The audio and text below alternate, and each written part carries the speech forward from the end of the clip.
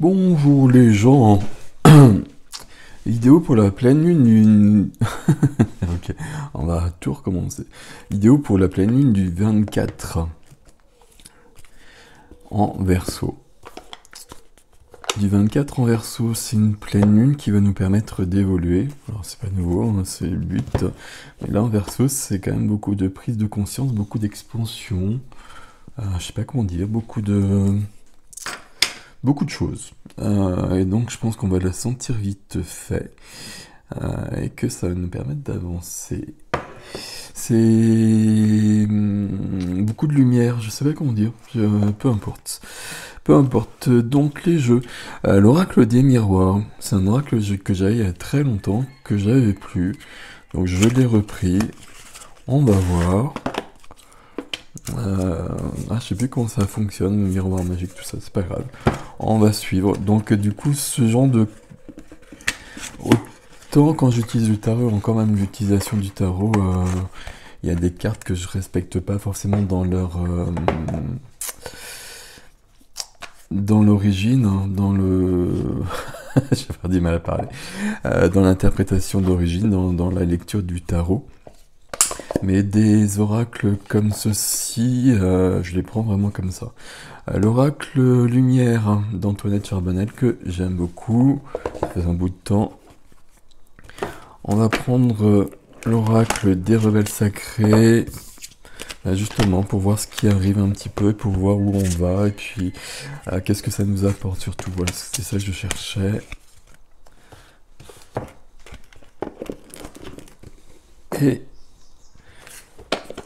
l'oracle du messager de Ravin Phelan, pour dérouler les choses un petit peu. Si besoin est, j'ai le tarot d'Osho qu'on prendra aussi. Alors, dans quel sens on va? Eh ben, on va commencer avec l'oracle des miroirs, justement.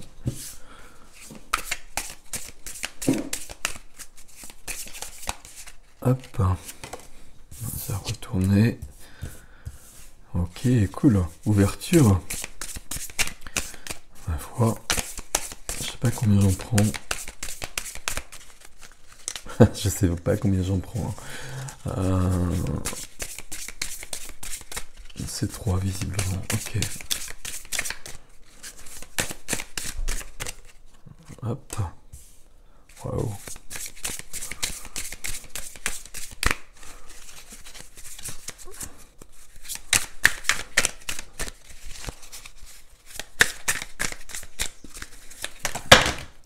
Voilà. Et... ouais, c'est voilà. C'est pour ça que j'ai repris celui-ci pour avoir des renseignements plus concrets. Vous savez que je pars toujours dans des choses assez éthérées, et puis là j'essaie de revenir à des choses plus basiques. C'est pas mon truc, hein, vous le savez bien aussi, donc si vous me suivez, c'est pas pour ça que vous êtes là, mais quand même. Donc ici on a de l'ouverture, et c'est logique. C'est logique avec une lunaison, hein, que ce soit nouvelle lune ou pleine lune, on réagit pas forcément tous de la même façon. Moi je réagis beaucoup plus à la nouvelle lune qu'à la pleine lune d'ailleurs. Mais il y a toujours des... ben justement, il y a une ouverture qui se fait à chaque fois. Visiblement, on va y arriver. Donc ok, c'est parfait. Et il y a peut-être un travail quand même pour pas mal d'entre nous à faire sur cette notion de jalousie. C'est pas une jalousie amoureuse ici. Même si c'est le cas sur la carte, c'est pas une jalousie amoureuse, c'est plutôt dans quelque chose dans notre relation globale aux autres et sur notre image de soi par rapport aux autres, et notamment se sentir inférieur ou supérieur, ce qui est la même chose. Mais il y a peut-être un travail à faire avec ça. Il y a beaucoup de fumée, c'est la sauge, hein, vous inquiétez pas, visiblement tout va brûler.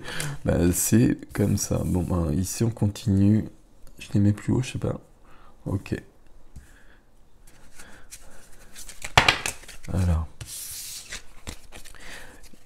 On a le loup qui est arrivé. Le loup qui nous parle bien d'ici et maintenant. C'est ici et maintenant que ça se passe. Voilà, ça on le sait bien. Il n'y a pas d'autres possibilités au niveau de notre incarnation. Après, au niveau de notre âme, il y a plein d'autres plans, il y a plein d'autres dimensions aussi, mais c'est important d'être justement dans l'ici et le maintenant. Et on est sur le plexus solaire, le chakra du plexus solaire. L'oracle lumière, il est basé sur les arcanes majeures du tarot et sur les chakras, les 7 chakras que l'on connaît. Ok, même si on va vers d'autres choses maintenant, mais bon, on reste sur ces 7 chakras-là. Plexus solaire, les émotions, la jalousie ici, hein. Donc on va encore être remué. Je vais dire, c'est le but. Je sais pas si c'est le but, mais il faut bien libérer tout. C'est pas qu'il faut libérer tout, justement. C'est simplement qu'on va toujours vers le mieux de nous, vers le meilleur de nous-mêmes. Et pour ça, on a besoin de laisser partir des choses. Et puis, pour que quelque chose parte, il faut bien que ça se représente. Je crois qu'il en manque une ici. J'ai l'impression que c'est plutôt 3 quand même. Voilà. Et la grande prêtresse qui arrive, et ici, elle nous parle bien de guérison. C'est la grande prêtresse normalement à la base, donc c'est une reliance et puis c'est un savoir qui arrive, qui est déjà là, qui se réactive et qui nous apporte de la guérison. Donc ici, il y a des petits mots, il y a intuition, prophétie, sagesse. Qu'est-ce qu'on a sur cette carte-là d'ailleurs? Alors ici, on a juste la confiance. Enfin, on a juste la confiance, c'est pas si simple que ça. Voilà. Je les ai pas montrés d'ailleurs, pardon. Donc la guérisseuse, donc la 2 qui est basée sur la grande prêtresse, le chakra du plexus solaire qui nous parle de confiance ici. Hein. Confiance, puisque de toute façon la victoire est là. Mais il y a quelque chose qui s'ouvre. Ce qui s'ouvre, c'est peut-être des choses qui remontent et des blessures pour qu'elles puissent partir définitivement. Et on nous demande aussi d'être dans l'instant présent et d'être toujours centré sur nous. Et c'est très important actuellement. L'oracle des rebelles sacrés. Alors j'en veux une, je crois. Là, il y en a 2, on va les remettre. Je sais pas. Peut-être qu'il en faut plus que ça, je sais pas. Ok. On va en prendre plus que ça. Je me souviens, j'utilise pas tant que ça celui-là. 43, éveillez-vous à la vie. Hop, je vous montre la carte, elles sont assez cool ces cartes. C'est des cartes illustrées par Autumn Sky Morrison. Ok, donc éveillez-vous à la vie.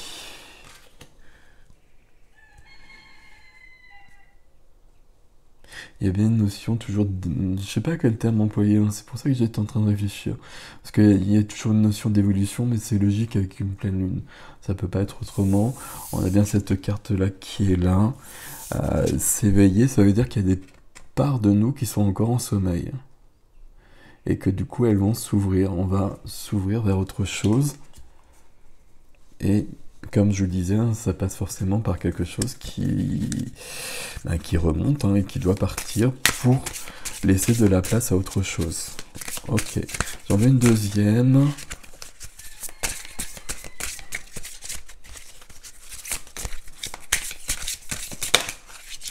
Alors, je sais pas, il y en a beaucoup là. En même temps, ça me semble juste, donc on va les garder. Alors, je les pose, je ne sais où. Ok. Zoom. Pas dans ce sens-là. Hop. Lâcher prise avec l'obscurité. Ouais, ok. Voilà, il y avait bien quelque chose de cet ordre-là. Il y a bien l'ombre, mettre de la lumière sur l'ombre, mais l'ombre en nous, pas ailleurs. Hein. Et c'est important de regarder l'ombre en nous quand le sombre est à l'œuvre à l'extérieur. L'ombre et le sombre, c'est pas du tout la même chose. L'ombre, ça fait partie de nous. Le sombre, c'est vraiment quelque chose qui est beaucoup plus violent. Et pour le vaincre, justement, on a besoin de lumière. Et si on a besoin de lumière, il faut bien que l'ombre ne soit plus là. On a bien le fou qui est là aussi. le flou sacré en l'occurrence, c'est du 4 pour ancrer des nouvelles choses dans la matière, mais ici c'est un nouveau départ, et ici ça résonne avec l'ouverture. Donc il y a bien quelque chose qui change, il y a bien quelque chose qui évolue, et c'est bien logique. Et puis donc le 37, évidemment, c'est concentrez-vous sur la lumière. Donc il n'y a pas de mystère, hein. Donc ici on a lâché prise avec l'obscurité et concentrez-vous sur la lumière. Donc il y a bien cette notion d'ombre et de lumière, mais c'est pas l'ombre et la lumière à l'extérieur, hein, c'est toujours l'ombre et la lumière en nous. Et puis on fait remonter des choses pour que justement on puisse mettre de la lumière là-dessus. Et que la lumière soit davantage présente en nous, parce qu'on peut libérer des choses. Ravin Phelan, l'oracle du messager. Alors, je voulais faire intégrer le sombre. Alors intégrer l'ombre, mais pas le sombre, surtout pas le sombre. Je voulais pas les faire sauter, s'il vous plaît.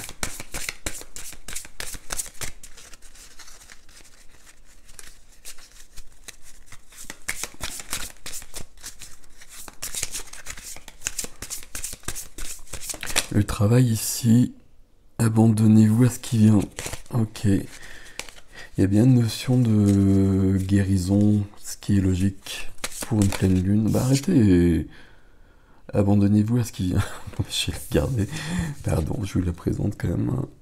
Un petit coccinelle sur la feuille voilà, qui part avec la feuille. Hein. La feuille qui s'envole, mais elle ne risque rien. Et du coup, je sais plus ce que je disais. Donc, notion de guérison, mais notion de mettre de la lumière sur nos parts d'ombre qui peuvent se présenter par des blessures, évidemment, des blessures qui peuvent être guéries avec cette pleine lune, pour qu'on puisse être plus dans notre lumière, et pour changer des choses à l'extérieur, changer des choses à l'intérieur, pour les changer à l'extérieur. Il n'y a pas d'autre principe. Hein. C'est le principe de l'unité, tout le reste c'est dualité, et tout le reste c'est de la 3D. Alors, on va faire un petit chemin ici. Je ne sais pas s'il sentira la noisette.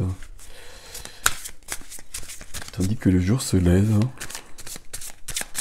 Je vais faire les vidéos de bonne heure, parce qu'autrement il va faire trop chaud et je serai obligé de fermer les volets. Ah bon, j'en ferai peut-être comme ça aussi, hein, mais bon. Vélé.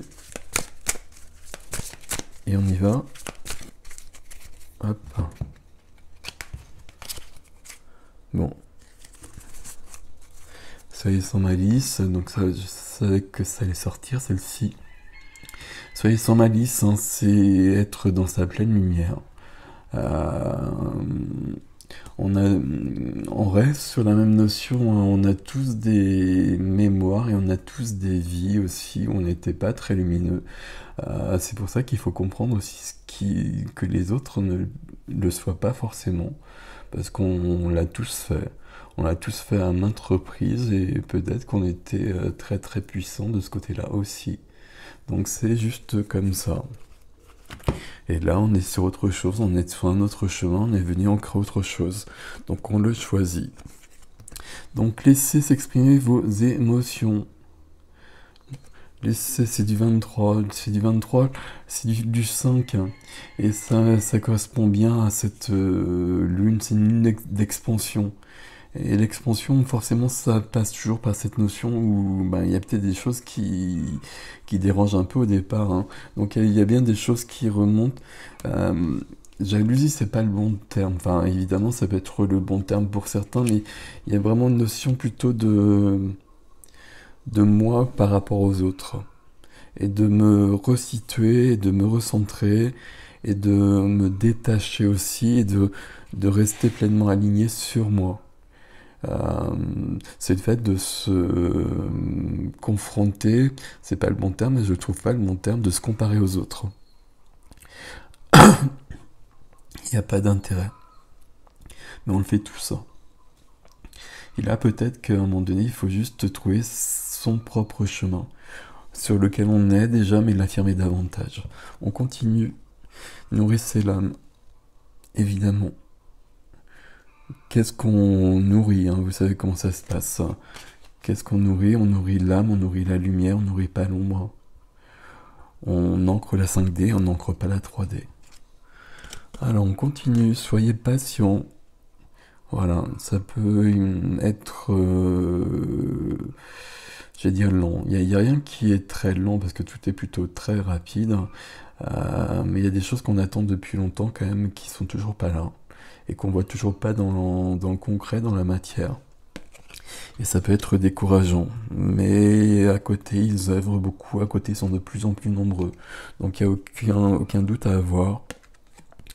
Et aucun manque de foi à avoir. Aimez sans condition. Aimez sans condition. Aimez-vous sans condition. Aimez les autres sans condition. Sans aucune condition, quels que soient les autres. Et protéger ce qui est sauvage et naturel. Donc on est bien au service de la planète, de la Terre-Mère, de Gaïa.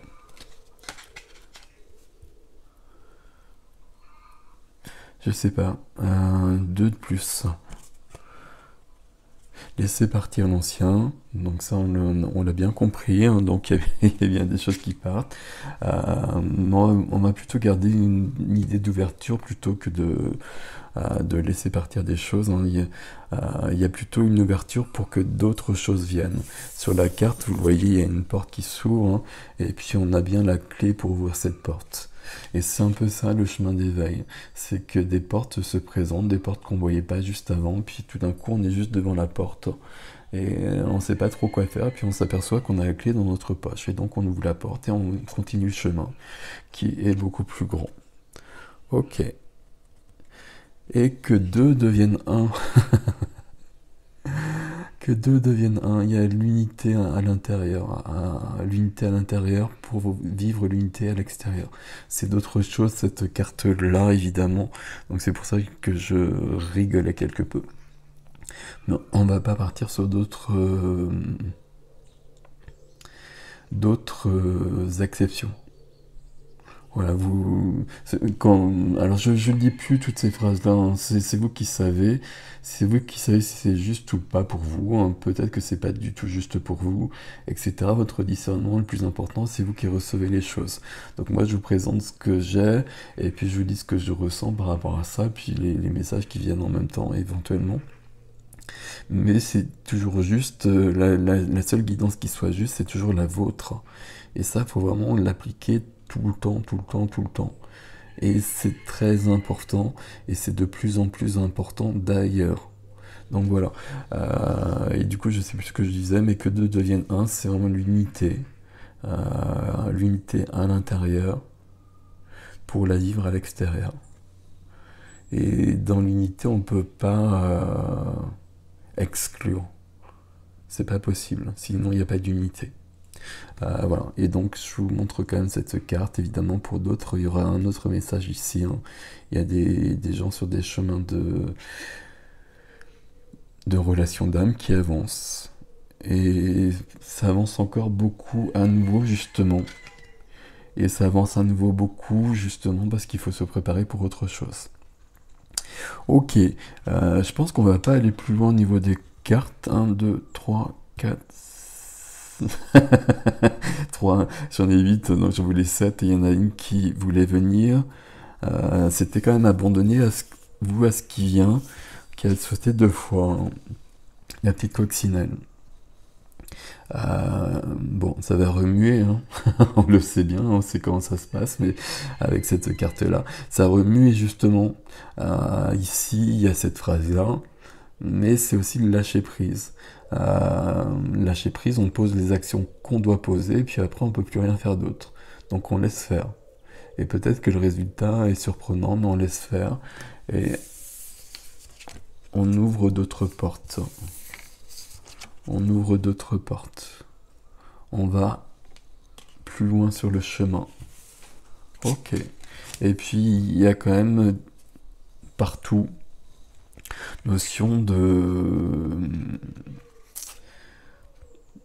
nouveau départ ici, mais bien cette notion d'ombre, alors j'ai quand même employé ce terme, d'ombre en soi sur lesquelles il faut mettre de la lumière.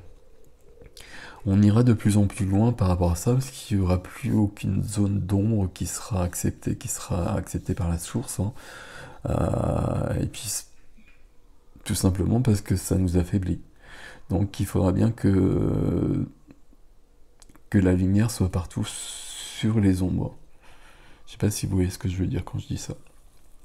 Enfin, moi je le perçois comme ça, moi je sais que c'est mon chemin, et qu'à un moment donné, il n'y aura plus aucune ombre. Ça peut paraître prétentieux, mais ça l'est pas du tout. C'est très... comment dire, c'est un chemin, et donc c'est pour ça qu'il y a quand même cette notion de travail qui est là, parce qu'il y a quand même des hauts et des bas, et quand il y a des bas, il faut bien travailler pour remonter, en quelque sorte. Mais justement, c'est pour enlever ces ombres. Ces ombres, ce sont des héritages, on est venu tous les nettoyer pour qu'ils n'existent plus ici. Et pour qu'on revienne à notre pleine solarité, à notre pleine divinité, à notre pleine co-création. Et voilà les gens, prenez soin de vous et je vous souhaite une belle lunaison. À bientôt.